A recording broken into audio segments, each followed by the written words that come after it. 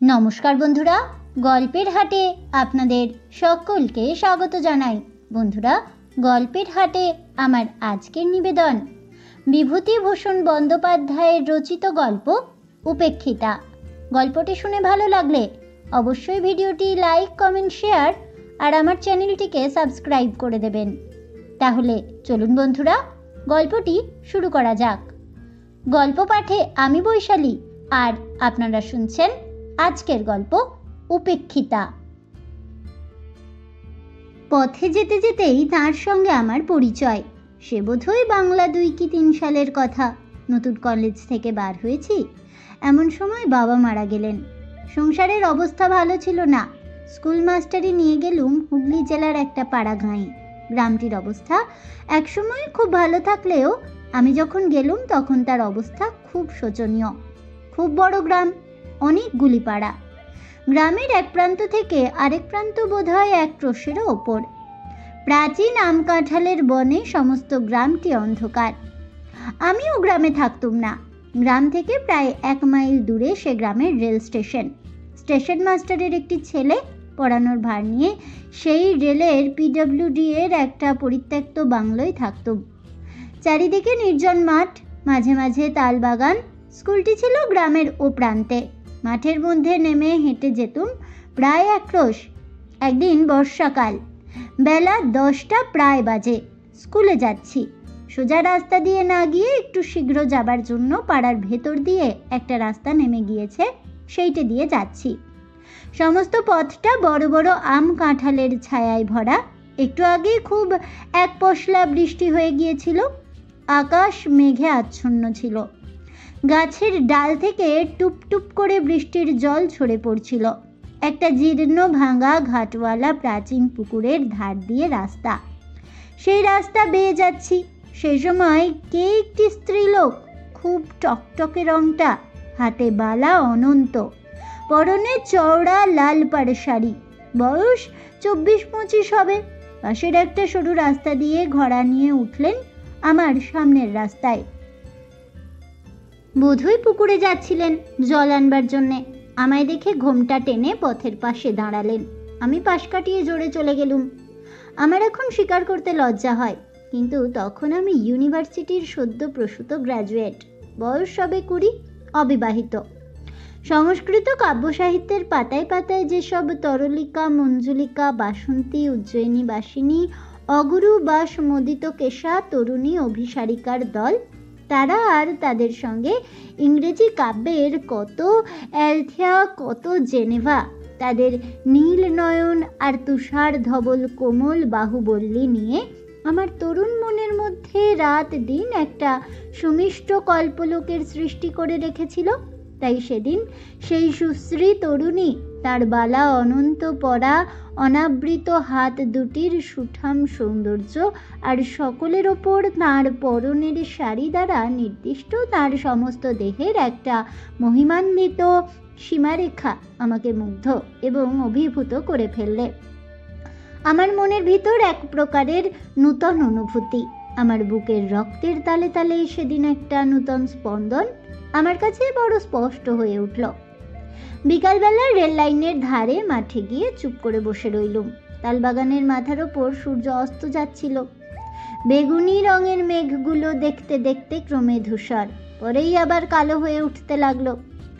আকাশের অনেকটা জুড়ে মেঘগুলো দেখতে হয়েছিল যেন একটা আদিম যুগের জগতের উপরিভাগের বিস্তীর্ণ মহাসাগর। বেশ কল্পনা করে নেওয়া যাচ্ছিল সেই সমুদ্রের চারিপাশে একটা গূঢ় রহস্য ভরা অজ্ঞাত মহাদেশ, যার অন্ধকারময় বিশাল অরণ্যানীর মধ্যে প্রাচীন যুগের লুপ্ত অতিকায় প্রাণীরা সব ঘুরে বেড়াচ্ছে। দিন কেটে গিয়ে রাত হলো। বাসায় এসে কিটস পড়তে শুরু করলুম। পড়তে পড়তে কখন ঘুমিয়ে পড়েছি। মাটির প্রদীপের বুক পুড়ে উঠে প্রদীপ কখন নিভে গিয়েছে। অনেক রাত্রে উঠে দেখলুম বাইরে টিপ টিপ বৃষ্টি পড়ছে, আকাশ মেঘে অন্ধকার। তার পরদিনও পাড়ার ভেতর দিয়ে নেমে গেলুম। সেদিন কিন্তু তাকে দেখলুম না। আসবার সময়ও সেখান দিয়েই এলুম, কাউকে দেখলুম না। পরদিন ছিল রবিবার। সোমবার দিন আবার সেই পথ দিয়েই গেলুম। পুকুরটার কাছাকাছি গিয়েই দেখি যে তিনি জল নিয়ে ঘাটের সিঁড়ি বেয়ে উঠছেন। আমায় দেখে ঘোমটা টেনে দিয়ে চুপ করে দাঁড়িয়ে রইলেন। আমার বুকের রক্তটা যেন দুলে উঠল। খুব জোরে হেঁটে বেরিয়ে গেলুম। রাস্তার বাঁকের কাছে গিয়ে ইচ্ছা আর দমন করতে না পেরে একবার পিছন ফিরে তাকালুম। দেখি তিনি ঘাটের ওপর উঠে ঘুমটা খুলে কৌতূহলী নেত্রে আমার দিকেই চেয়ে রয়েছেন। আমি চাইতেই ঘুমটা আবার টেনে দিলেন। ওপরের পথটা ছেড়েই দিলুম একেবারে। পুকুরের পথ দিয়েই রোজ যাই। দু একদিন পরে আবার একদিন তাকে দেখতে পেলুম। আমার মনে হলো সেদিনও তিনি আমায় একটু আগ্রহের সঙ্গে লক্ষ্য করলেন। এইভাবে 15-20 দিন কেটে গেল। কোনোদিন তাকে দেখতে পাই, কোনোদিন পাই না। আমার কিন্তু বেশ মনে হতে লাগলো তিনি আমার প্রতি দিন দিন আগ্রহান্বিতা হয়ে উঠেছেন। আজকাল ততটা ত্রস্তভাবে ঘুমটা দেন না। আমারও কি হলো, তার গতিভঙ্গির একটা মধুর শ্রী, তার দেহের একটা শান্ত কমনীয়তা আমায় দিন দিন যেন অক্টোপাসের মতো জড়িয়ে ফেলতে লাগলো। একদিন তখন আশ্বিন মাসের প্রথম। শরৎ পড়ে গিয়েছে। নীল আকাশের সাদা সাদা লঘু মেঘখণ্ড উড়ে যাচ্ছে। চারিদিকে খুব রৌদ্র ফুটে উঠেছে। রাস্তার পাশের বনকচু, ভাট, শ্যাওড়া, কুঁচলতার ঝোপ থেকে একটা কটু তিক্ত গন্ধ উঠছে। শনিবার সকাল সকাল স্কুল থেকে ফিরছি। রাস্তা নির্জন, কেউ কোনো দিকে নেই। পুকুরটার পথ ধরেছি। একদল ছাতারে পাখি পুকুরের ওপারের ঝোপের মাথায় কিচকিচ করছিল। পুকুরের জলের নীল ফুলের দলগুলো রৌদ্র তাপে মুড়েছিল। আমি আশা করিনি এমন সময় তিনি পুকুরের ঘাটে আসবেন, কিন্তু দেখলুম তিনি জল ভরে উঠে আসছেন। এর আগে 4-5 দিন তাকে দেখিনি। হঠাৎ কি মনে হলো, একটা বড় দুঃসাহসের কাজ করে বসলুম। তার কাছে গিয়ে বললুম, দেখুন, আপনি কিছু মনে করবেন না। আমি এখানকার স্কুলে কাজ করি। রোজ এই পথে যেতে যেতে আপনাকে দেখতে পাই। আমার বড় ইচ্ছে করে আপনি আমার বোন হন। আমি আপনাকে বৌদিদি বলবো। আমি আপনার ছোট ভাই। কেমন তো? তিনি আমার কথার প্রথম অংশটায় হঠাৎ চমকে উঠে কেমন জড়সড় হয়ে উঠেছিলেন। দ্বিতীয় অংশটায় তাঁর সে চমকানো ভাবটা একটু দূর হলো। ঘোড়া কাঁখে নিচু চোখে চুপ করে দাঁড়িয়ে রইলেন। আমি যুক্ত করে প্রণাম করে বললুম, বৌদিদি, আমার এই ইচ্ছা আপনাকে পূর্ণ করতে হবে। আমাকে ছোট ভাইয়ের অধিকার দিতেই হবে আপনাকে। তিনি ঘোমটা অর্ধেকটা খুলে একটা স্থির শান্ত দৃষ্টিতে আমার দিকে চাইলেন। সুশ্রী মুখ যে আমি কখনো দেখিনি তা নয়, তবুও মনে হলো তার ডাগর কালো চোখ দুটির শান্ত ভাব আর তার ঠোঁটের নিচের একটা বিশেষ ভাঁজ, এই দুটিতে মিলে তার সুন্দর মুখের গড়নে এমন এক বৈচিত্র্য এনেছে যা সচরাচর চোখে পড়ে না। খানিকক্ষণ দুজনেই চুপ করে রইলুম। তারপর তিনি জিজ্ঞাসা করলেন, তোমার বাড়ি কোথায়? আনন্দে সারা গা কেমন শিউরে উঠল। বললুম, কলকাতার কাছে, 24 পরগনা জেলায়। এখানে স্টেশনে থাকি। তিনি জিজ্ঞাসা করলেন, তোমার নাম কি? নাম বললুম। তিনি বললেন, তোমার বাড়িতে কে কে আছেন? বললুম, এখন বাড়িতে শুধু মা আর 2টি ছোট ছোট ভাই আছে। বাবা এই 2 বৎসর হলো মারা গিয়েছেন। তিনি একটু যেন আগ্রহের সুরে বললেন, তোমার কোনো বোন নেই? আমি বললুম, না, আমার 2জন বড় বোন ছিলেন, তারা অনেক দিন মারা গিয়েছেন। বড়দি যখন মারা যান তখন আমি খুব ছোট। মেজদি 5-6 বৎসরে মারা গিয়েছেন। আমি এই মেজদিকেই জানতুম। তিনি আমায় বড় ভালোবাসতেন। তিনি আমার চেয়েও 6 বছরের বড় ছিলেন। তার দৃষ্টি একটু ব্যথা কাতর হয়ে এলো। জিজ্ঞাসা করলেন, তোমার মেজদি থাকলে এখন তার বয়স হতো কত? বললুম, এই 26 বছর। তিনি একটু মৃদু হাসির সঙ্গে বললেন, তাই বুঝি? ভাইটির আবার একজন বোন খুঁজে বেড়ানো হচ্ছে না? কি মিষ্টি হাসি, কি মধুর শান্ত ভাব।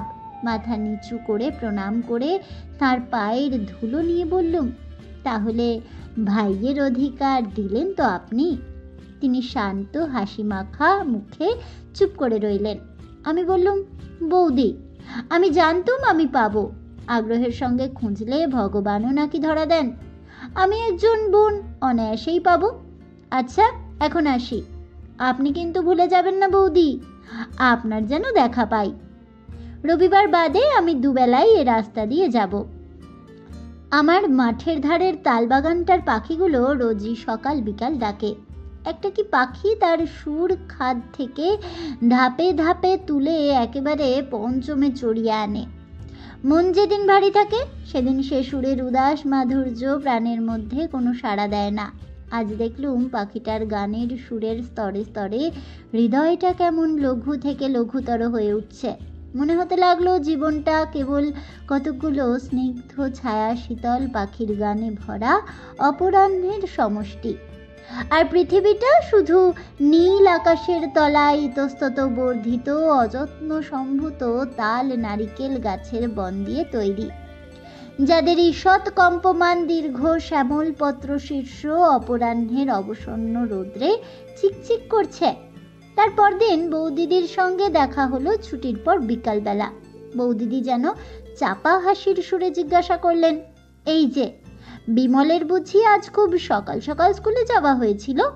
আমি উত্তর দিলাম, বেশ বৌদি, আমি ওবেলা তো ঠিক সময়ে গেলুম, আপনিই ছিলেন না। এখন দোষটা বুঝি আমার ঘাড়ে চাপানো হচ্ছে? না, আর বৌদি ঘাটে ওবেলা আরও সব মেয়েরা ছিলেন। বৌদিদি হেসে ফেললেন, বললেন, তাই তো, ভাইটির আমার ওবেলা তো বড় বিপদ গিয়েছে তাহলে। আমার একটু লজ্জা হলো, ভালো করে জবাব দিতে না পেরে বললুম, তা নয় বৌদি, আমি এখানে অপরিচিত, পাড়ার মধ্যে দিয়ে পথ, পাছে কেউ কিছু মনে করে। বৌদিদির চোখের কৌতুক দৃষ্টি তখনও যায়নি।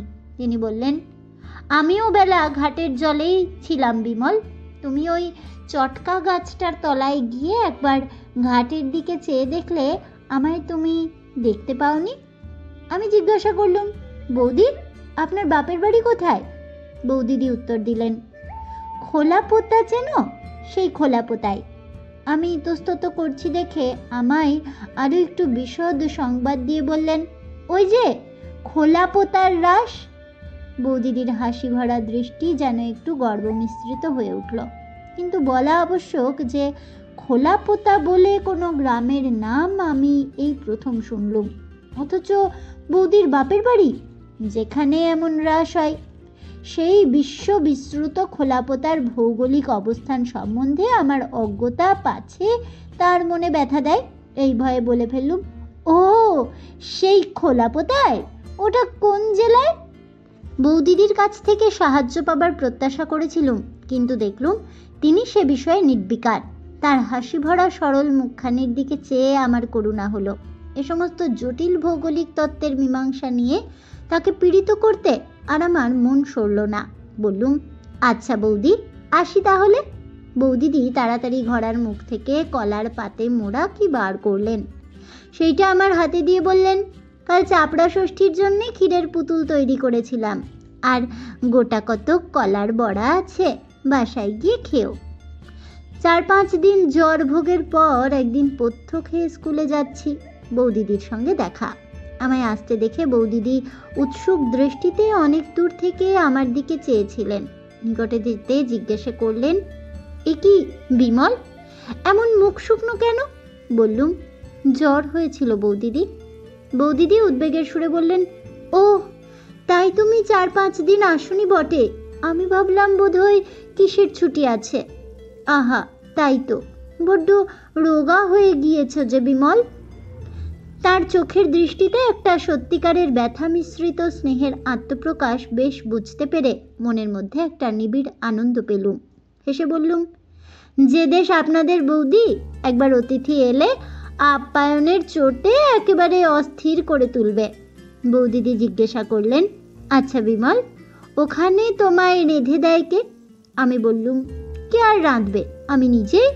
বৌদিদি একটু চুপ করে রইলেন, তারপর বললেন, আচ্ছা বিমল, এক কাজ করো না কেন? আমি জিজ্ঞাসা করলুম, কি বৌদি? তিনি বললেন, মাকে এই পুজোর ছুটির পর নিয়ে এসো। এরকম ভাবে কি করে বিদেশে কাটবে বিমল? লক্ষ্মীটি, ছুটির পর মাকে অবশ্যই করে নিয়ে এসো। এই গাঁয়ের ভেতর অনেক বাড়ি পাওয়া যাবে। আমাদের পাড়াতেই আছে, না হলে অসুখ হলে কে একটু জল দেয়? আচ্ছা, হ্যাঁ বিমল, আজ যে পথ্য করলে কে রেঁধে দিলে? আমার হাসি পেল। বললুম, কে আবার দেবে বৌদি, নিজেই করলুম। তিনি আমার দিকে যেন কেমনভাবে খানিকক্ষণ চেয়ে রইলেন। তার সেদিনকার সেই সহানুভূতি বিগলিত স্নেহ মাখানো মাতৃমুখের জল ভরা কালো চোখ দুটি পরবর্তী জীবনে আমার অনেক দিন পর্যন্ত মনে ছিল। সেদিন স্কুল থেকে আসবার সময় দেখি বৌদিদি যেন আমার জন্যই অপেক্ষা করছেন। আমায় দেখে কলার পাতায় মোড়া কি একটা আমার হাতে দিয়ে বললেন, শরীরটা একটু না সারলে রাত্রে গিয়ে রান্না সে পেরে উঠবে না বিমল, এই খাবার দিলাম, রাত্রে খেও। বোধহয় একটু আগেই তৈরি করে এনেছিলেন। আমি হাতে বেশ গরম পেলুম। বাসায় এসে কলার পাতা খুলে দেখি খান কতক রুটি, মোহনভোগ আর মাছের একটা ডালনা মতো। তারপর দিন ছুটির পর আসবার সময়ও দেখি বৌদিদি খাবার হাতে দাঁড়িয়ে রয়েছেন। আমার হাতে দিয়ে বললেন, বিমল, তুমি তোমার ওখানে দুধ নাও? আমি বললুম, কেন? তাহলে দুধও খানিকটা করে দেন বুঝি? সত্যি বলছি বৌদি, আপনি আমার জন্য অনর্থক এ কষ্ট করবেন না, তাহলে এ রাস্তায় আমি আর আসছি না। বৌদিদির গলা ভারী হয়ে এলো। আমার ডান হাতটা আস্তে আস্তে এসে ধরে ফেললেন। বললেন, লক্ষ্মী ভাই, ছি, ও কথা বলো না। আচ্ছা, আমি যদি তোমার মেজদি হতাম তাহলে এ কথা কি আজ আমায় বলতে পারতে? আমার মাথার দিব্যি রইল। এ পথে রোজ যেতেই হবে। সেই দিন থেকে বৌদিদি রোজ রাত্রের খাবার দেওয়া শুরু করলেন। 7-8 দিন পর রুটির বদলে কোনোদিন লুচি, কোনোদিন পরোটা দেখা দিতে লাগলো। তার সে আগ্রহ ভরা মুখের দিকে চেয়ে আমি তার সেসব স্নেহের দান ঠিক অস্বীকারও করতে পারতুম না। অথচ এই ভেবে অস্বস্তি বোধ করতুম যে আমার এই নিত্য খাবার জোগাতে না জানি বৌদিদিকে কত অসুবিধায় পোহাতে হচ্ছে।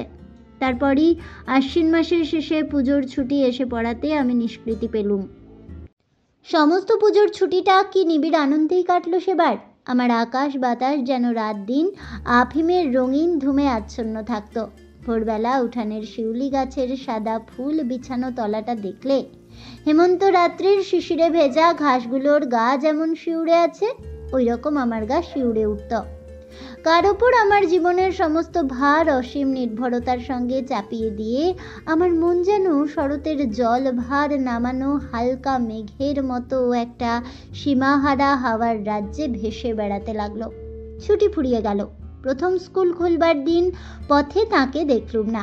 বিকালে যখন ফিরি তখন শীতল হাওয়া একটু একটু দিচ্ছে। পথের ধারের এক জায়গায় খানিকটা মাটি কারা বর্ষাকালে তুলে নিয়েছিল। সেখানটায় এখন বনকচু, কালকাসুন্দা, ধুতুরা, কুঁচকাটা, ঝুমকোলতার দল পরস্পর জড়াজড়ি করে একটুখানি ছোট ছোট ঝোপ মতো তৈরি করেছে।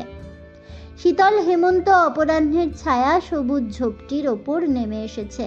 এমন একটা মিষ্ট নির্মল গন্ধ গাছগুলো থেকে উঠেছে, এমন সুন্দর শ্রী হয়েছে ঝোপটির। সমস্ত ঝোপটি যেন বনলক্ষ্মীর শ্যামল শাড়ির একটা অঞ্চল প্রান্তের মতো। তার পরদিন তাকে দেখলুম। তিনি আমায় লক্ষ্য করেননি। আপন মনে ঘাটের চাতালে উঠতে যাচ্ছিলেন। আমি ডাকলুম, বৌদি। বৌদিদি কেমন হঠাৎ চমকে উঠে আমার দিকে ফিরলেন। এ কি বিমল, কবে এলে? আজ কি স্কুল খুলল? কিরকম আছো? সেই পরিচিত প্রিয় কণ্ঠস্বরটি, সেই স্নেহঝরা শান্ত চোখ দুটি। বৌদিদি আমার মনে ছুটির আগে যে স্থান অধিকার করেছিলেন, ছুটির পরের স্থানটা তার চেয়ে আরও ওপরে। আমি সমস্ত ছুটিটা তাকে ভেবেছি, নানা মূর্তিতে নানা অবস্থায় তাকে কল্পনা করেছি, নানা গুণ তাতে আরোপ করেছি। তাকে নিয়ে আমার মুগ্ধ মনের মধ্যে অনেক ভাঙা গড়া করেছি। আমার মনের মন্দিরে আমারই শ্রদ্ধা ভালোবাসায় গড়া তার কল্পনা মূর্তিকে অনেক অর্ঘ্য চন্দনে চর্চিত করেছি। তাই সেদিন যে বৌদিদিকে দেখলুম, তিনি পূজার ছুটির আগেকার সে বৌদিদি নন। তিনি আমার সেই নির্মলা পুত হৃদয়া পুণ্যময়ী মানসী প্রতিমা। আমার পার্থিব বৌদিদিকে তিনি তার মহিমা খচিত দিব্য বসনের আচ্ছাদনে আবৃত করে রেখেছিলেন। তার স্নেহ করুণার জ্যোতিবাষ্পে বৌদিদির রক্তমাংসের দেহটার একটা আড়াল সৃষ্টি করেছিল। আমার মাথা শ্রদ্ধায় সম্ভ্রমে নত হয়ে পড়ল। আমি তার পায়ের ধুলো নিয়ে প্রণাম করলুম। বৌদিদি বললেন, এসো। এসো ভাই, আর প্রণাম করতে হবে না, আশীর্বাদ করছি, এমনই রাজা হও। আচ্ছা বিমল, বাড়ি কি আমার কথা মনে ছিল? মনে এলেও বাইরে আর বলতে পারলুম না। কে তবে আমার মগ্ন চৈতন্যকে আশ্রয় করে আমার নিত্য সুষুপ্তির মধ্যেও আমার সঙ্গিনী ছিল বৌদি। শুধু একটু হেসে চুপ করে রইলুম। বৌদিদি জিজ্ঞাসা করলেন, মা ভালো আছেন? আমি উত্তর দিলুম, হ্যাঁ বৌদি, তিনি ভালো আছেন। তাকে আপনার কথা বললুম। বৌদিদি আগ্রহের সুরে বললেন, তিনি কি বললেন? আমি বললুম। শুনে মার দুই চোখ জলে ভরে এলো। বললেন, একবার দেখাবি তাকে বিমল? আমার নলিনীর শোক বোধ হয় তাকে দেখলে অনেকটা নিবারণ হয়। বৌদিদিরও দেখলুম দুই চোখ ছলছল করে এলো। আমায় বললেন, হ্যাঁ বিমল, তা মাকে এই মাসে নিয়ে এলে না কেন? আমি বললুম, সে এখন হয় না বৌদি। বৌদিদি একটু ক্ষুব্ধ হলেন, বললেন, বিমল, জানো তো সেবার কিরকম কষ্টটা পেয়েছ? এই বিদেশ বিভুঁই মাকে আনলে এই মিথ্যে কষ্টটা তো আর ভোগ করতে হয় না। আমি উত্তর দিলুম, বৌদি, আমি তো আর ভাবি নে যে আমি বিদেশে আছি। যেখানে আমার বৌদি রয়েছেন সে দেশ আমার বিদেশ নয়। মা না থাকলেও আমার এখানে ভাবনা কিসের বৌদি? বৌদিদির চোখে লজ্জা ঘনিয়ে এলো। আমার দিকে ভালো করে চাইতে পারলেন না। বললেন, হ্যাঁ, আমি তো সবই করছি। আমার কি কিছু করবার জো আছে? কত পরাধীন আমরা, তা জানো তো ভাই। ওসব নয়, তুমি এই মাসেই মাকে আনো। আমি কথাটাকে কোনো রকমে চাপা দিয়ে সেদিন চলে এলুম। তারপর দিন ছুটির পর বৌদিদির সঙ্গে দেখা। অন্যান্য কথাবার্তার পর আসবার সময় তিনি কলার পাতে মোড়া আবার কি একটা বার করলেন। তার হাতে কলার পাত দেখলেই আমার ভয় হয়। আমি শঙ্কিত চিত্তে বলে উঠলুম, ও আবার কি বৌদি? আবার সেই? বৌদিদি বাধা দিয়ে বললেন, আমার কি কোনো স্বাদ নেই বিমল? ভাইফোঁটাটা অমনি অমনি গেল, কিছু কি করতে পারলুম? কলার পাতা মোড়া রহস্যটি আমার হাতে দিয়ে বললেন, এতে একটু মিষ্টি মুখ করো, আর এইটে নাও, একখানা কাপড় কিনে নিও। কথাটা ভালো করে শেষ না করেই বৌদি আমার হাতে একখানা 10 টাকার নোট দিতে এলেন। আমি চমকে উঠলুম, বললুম, এ কি বৌদি? না না, এ কিছুতেই হবে না। খাবার আমি নিচ্ছি, কিন্তু টাকা নিতে পারবো না।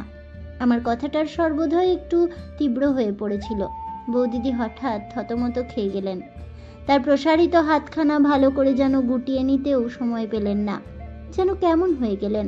তারপর একটুখানি অবাক হয়ে আমার দিকে চেয়ে থাকবার পরই তার টানা কালো চোখ দুটি ছাপিয়ে বাঁধ ভাঙা বন্যার স্রোতের মতো জল গড়িয়ে পড়ল। আমার বুকে যেন কিসের খোঁচা বিঁধল।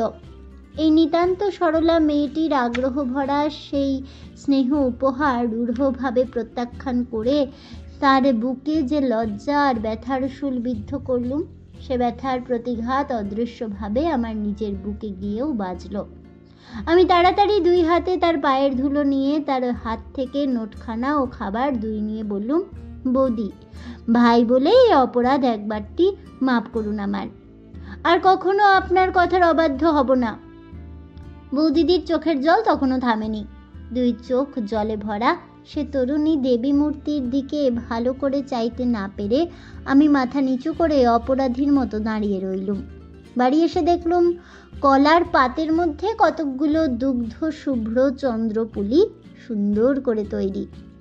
সমস্ত রাত ঘুমের ঘোরে বৌদিদির বিষণ্ণ কাতর দৃষ্টি বারবার চোখের সামনে ভাসতে লাগলো।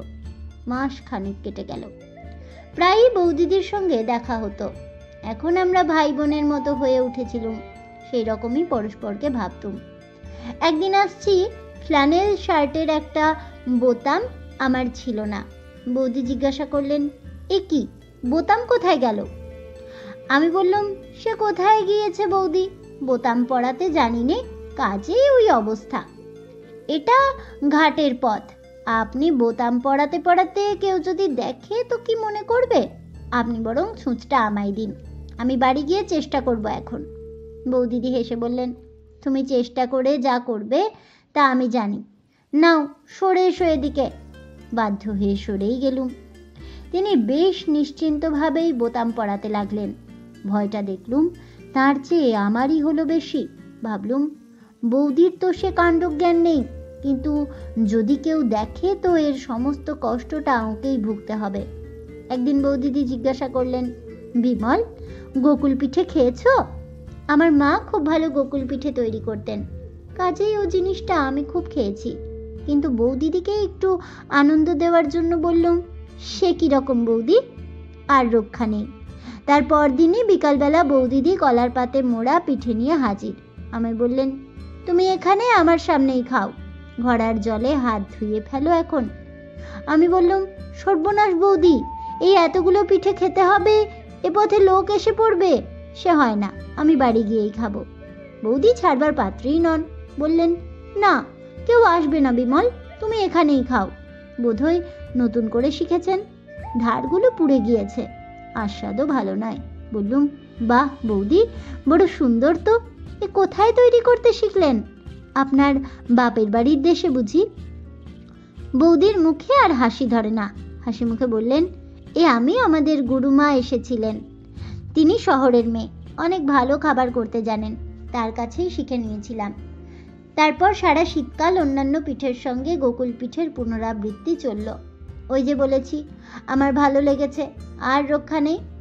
একটা কথা আছে, কিছুদিন ধরে আমার মনের মধ্যে একটা আগ্রহ একটু একটু করে জমছিল, জীবনটাকে খুব বড় করে অনুভব করবার জন্যে। আমার এই 20-21 বছর বয়সে এই ক্ষুদ্র পাড়া গাঁয়ে খুব বড় করে খাঁচার পাখির মতো আবদ্ধ থাকা ক্রমেই অসহ্য হয়ে উঠছিল। চলেও যেতাম একদিন। এখানকার একমাত্র বন্ধন হয়েছিলেন বৌদিদি, তারই আগ্রহে স্নেহ যত্নে সে অশান্ত ইচ্ছাটা কিছুদিন চাপা ছিল। এমন সময় মাঘ মাসের শেষের দিকে আমার এক আত্মীয় আমায় লিখলেন যে তাদের কারখানা থেকে কাচের কাজ শেখাবার জন্যে ইউরোপ আমেরিকায় ছেলে পাঠানো হবে, অতএব আমি যদি জীবনে কিছু করতে চাই তবে শীঘ্র যেন মোরাদাবাদে গিয়ে তার সঙ্গে দেখা করি। তিনি সেখানকার কাচের কারখানার ম্যানেজার। পত্র পেয়ে সমস্ত রাত আমার ঘুম হলো না। ইউরোপ, আমেরিকা, সে কত উর্মি সঙ্গীত মুখরিত শ্যাম সমুদ্র তট, কত অকুল সাগরের নীল জলরাশি, দূরে সবুজ বিন্দুর মতো ছোট ছোট দ্বীপ, ওই কর্সিকা, ওই সিসিলি, নতুন আকাশ, নতুন অনুভূতি, ডোভারের সাদা খড়ির পাহাড়, প্রশস্ত রাজপথে জনতার দ্রুত পদচারণা, Ludgate Circus, Tottenham Court Road, birch willow, poplar, maple গাছের সে কত শ্যামল পত্র সম্ভার, আমার কল্পলোকের সঙ্গিনী কনক কেশিনী, কত ক্লারা, কত মেরি, কত ইউজিনি। পরদিন সকালে পত্র লিখলুম, আমি খুব শীঘ্রই রওনা হব। স্কুলে সেদিনই নোটিশ দিলুম, 15 দিন পরে কাজ ছেড়ে দেব। মন বড় ভালো ছিল না। উপরের পথটা দিয়ে কয়েকদিন গেলুম, 10-12 দিন পরে নিচের পথটা দিয়ে যেতে যেতে একদিন বৌদিদির সঙ্গে দেখা। বৌদিদি একটু অভিমান প্রকাশ করলেন, বিমল, বড় গুণের ভাই তো, আজ 4-5 দিনের মধ্যে বোনটা বাঁচলো কি মরলো তার খোঁজ করলে না? আমি বললাম, বৌদিদি, করলে সেটাই অস্বাভাবিক হতো, বোনেরাই ভাইদের জন্য কেঁদে মরে, ভাইয়েদের দায় পড়েছে বোনেদের ভাবনা ভাবতে, দুনিয়া শুদ্ধ ভাই বোনেরই এই অবস্থা। বৌদিদি খিলখিল করে হেসে উঠলেন। এই তরুণীর হাসিটি বালিকার মতো এমন মিষ্ট নির্মল যে এ শুধু লক্ষ্মী পূর্ণিমার রাতের জ্যোৎস্নার মতো উপভোগ করবার জিনিস, বর্ণনা করবার নয়।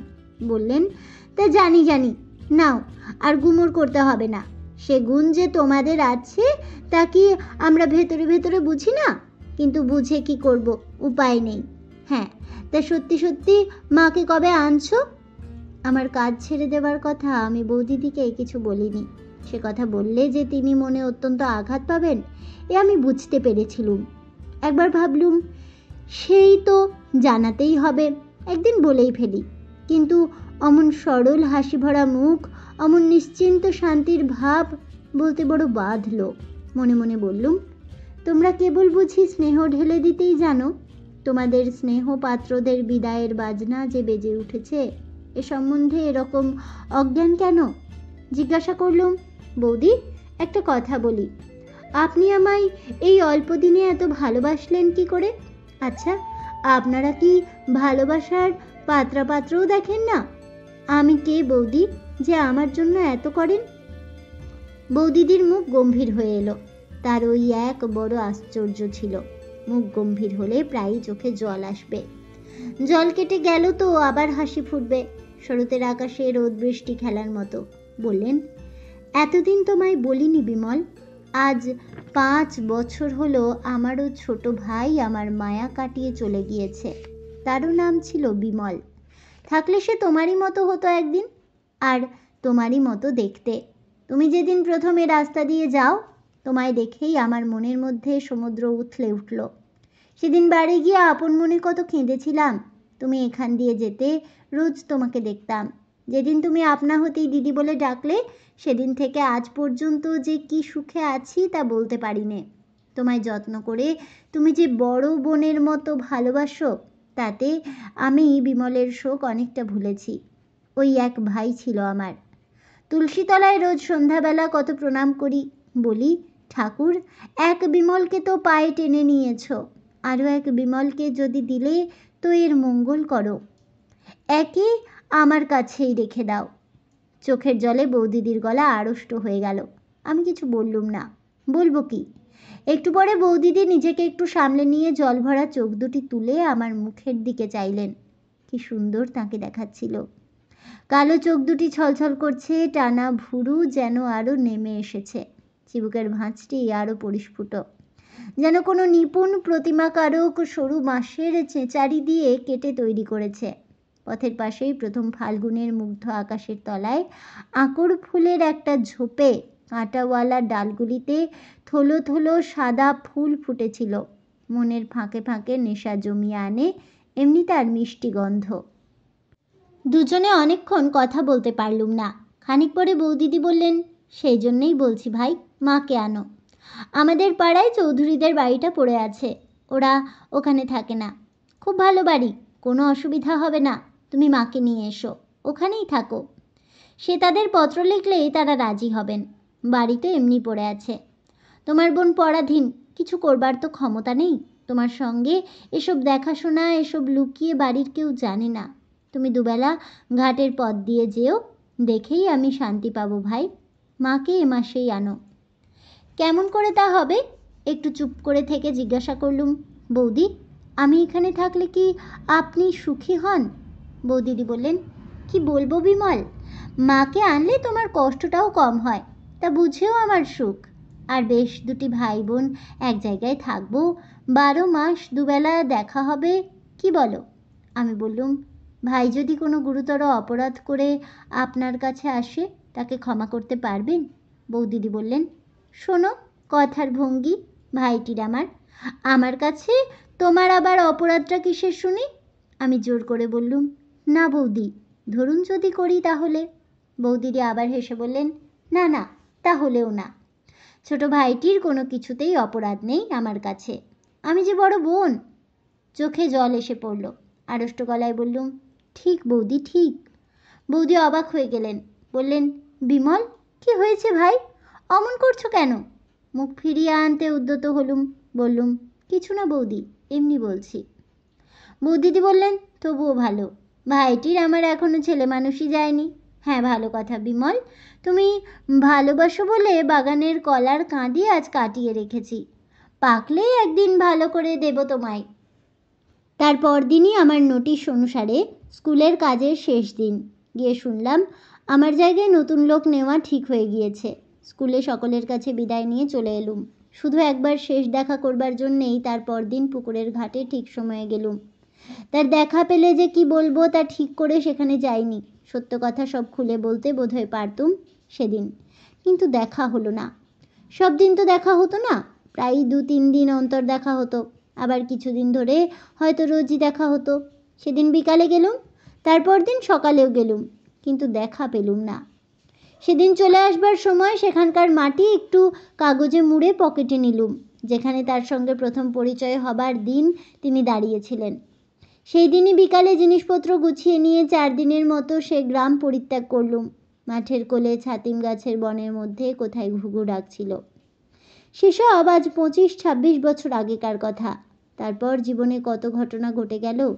ভগবানের কি অসীম করুণার দানই আমাদের এই জীবনটুকু উপভোগ করে দেখলুম। এ কি মধু! কত নতুন দেশ, নতুন মুখ, কত জ্যোৎস্না রাত্রেই। নতুন নবঝোপের নতুন ফুল, কত জুঁই ফুলের মতো শুভ্র নির্মল হৃদয়, কান্না জড়ানো কত সে মধুর স্মৃতি। কাকার কাছে মোর্দাবাদে কাচের কারখানায় গেলুম। বছরখানেক পরে তারা আমায় পাঠিয়ে দিলে জার্মানিতে কাচের কাজ শিখতে। তারপর কলোয়ে গেলুম কাটা বেলোয়ারি কাচের কারখানায় কাজ শিখবার জন্য। কলোয়ে অনেক দিন রইলুম। সেখানে থাকতে একজন আমেরিকান যুবকের সঙ্গে খুব বন্ধুত্ব হলো। তিনি ইলিনয় বিশ্ববিদ্যালয়ের গ্র্যাজুয়েট। শিকাগো ইন্টারওশান কাজের সঙ্গে তিনি ফ্রান্স দেশস্থ সংবাদদাতা। কলোয়ে সবসময় না থাকলেও তিনি প্রায়ই ওখানে আসতেন। তারই পরামর্শে তার সঙ্গে আমেরিকায় গেলুম। তার সাহায্যে 2-3টা বড় বড় কাচের কারখানার কাজ দেখবার সুযোগ পেলাম। পিটসবার্গে কর্নেগির ওখানে প্রায় 6 মাস রইলুম, নতুন ধরনের ব্লাস্ট ফার্নেসের কাজ ভালো করে বোঝবার জন্য। মিডল ওয়েস্টের একটা কাচের কারখানায় প্রভাত দে কি বসু বলে একজন বাঙালি যুবকের সঙ্গে দেখা হলো। তারও বাড়ি 24 পরগনা জেলায়। সে ভদ্রলোক নিঃসম্বলে জাপান থেকে আমেরিকায় গিয়ে মহা হাবুডুবু খাচ্ছিলেন। তারই মুখে শুনলুম সিয়াটলে একটা নতুন কাচের কারখানা খোলা হচ্ছে। আমি জাপান দিয়ে আসবো স্থির করেছিলুম। কাজেই আসবার সময় সিয়াটল গেলুম। মা মারা গিয়েছিলেন ইতিমধ্যেই। ভাই দুটিকে নিয়ে গেলুম মোর্দাবাদে। বেশি দিন ওখানে থাকতে হলো না। বম্বেতে বিয়ে করেছি। আমার শ্বশুর এখানে ডাক্তারি করতেন। সেই থেকে বম্বে অঞ্চলেরই অধিবাসী হয়ে পড়েছি। বহুদিন বাংলাদেশে যাইনি। প্রায় 16-17 বছর হলো। বাংলাদেশের জল মাটি গাছপালার জন্যে মনটা তৃষিত হচ্ছে। তাই আজ সন্ধ্যার সময় সমুদ্রের ধারে বসে আমার সবুজ শাড়ি পরা বাংলা মায়ের কথাই ভাবছিলুম। রাজাবাই টাওয়ারের মাথার উপর এখনও একটু একটু রোদ আছে। বন্দরের নীল জলে মেসাজেরি মারিতিমদের একখানা জাহাজ দাঁড়িয়ে দাঁড়িয়ে ধোঁয়া ছাড়ছে। এখানে এক্ষুনি ছেড়ে যাবে। বাঁ ধারের খুব দূরে এলিফ্যান্টার নীল সীমারেখা। ভাবতে ভাবতে প্রথম যৌবনের একটা বিস্তৃত প্রায় ঝাপসা ছবি বড় স্পষ্ট হয়ে মনে এলো। 25 বছর পূর্বের এমনই এক সন্ধ্যায় দূর বাংলাদেশের এক নিভৃত পল্লী গ্রামের জীর্ণ শান বাঁধানো পুকুরের ঘাট বেয়ে উঠেছে আর্দ্র বসনা তরুণী এক পল্লী বধূ। মাটির পথের বুকে বুকে লক্ষ্মীর চরণ চিহ্নের মতো তার জল সিক্ত পা দুখানির রেখা আঁকা। আঁধার সন্ধ্যায় তার পথের ধারের বেনু কুঞ্জে লক্ষ্মী পেঁচা ডাকছে।